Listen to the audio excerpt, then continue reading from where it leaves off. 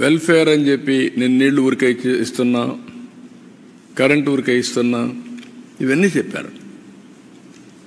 కానీ భవిష్యత్తును అంధకారం చేసే పరిస్థితికి వచ్చారు.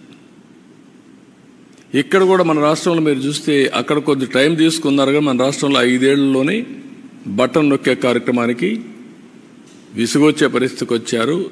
వీళ్ళ అరాచకాలు అద్దులు లేకుండా పోయే పరిస్థితి వచ్చింది.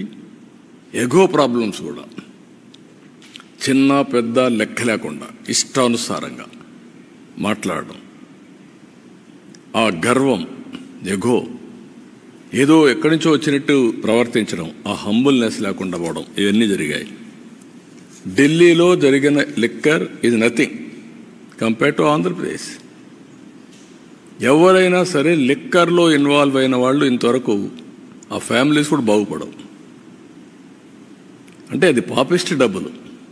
రెండోది, పేదవాళ్ళ ఆరోగ్యాన్ని సర్వనాశనం చేసి మీరు ఎంజాయ్ చేయడానికి ఎవరిచ్చారు మీకు అధికారం? రూలర్స్కి.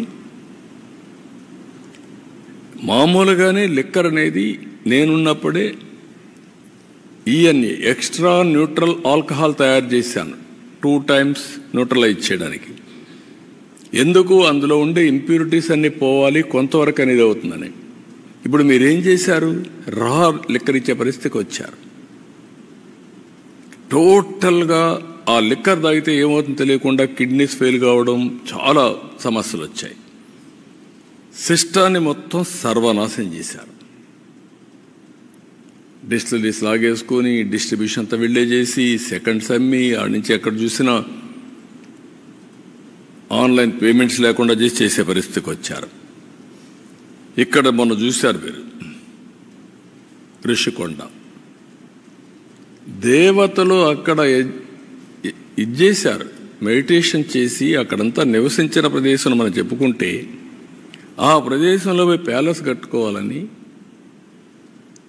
ప్యాలెస్ కట్టి నేను బ్రహ్మాండమైన ప్యాలెస్లు కట్టానని చెప్పుకునే పరిస్థితికి వచ్చారు. అక్కడ కూడా ఢిల్లీలో శేష్ మహల్ ఇదే మరిగా పెద్ద లగ్జూరియస్ ప్యాలెస్ కట్టారు. అక్కడ ప్యాలెస్ లేకపోలేదు, ఇక్కడ ప్యాలెస్ లేకపోలేదు. This is where public are very intelligent.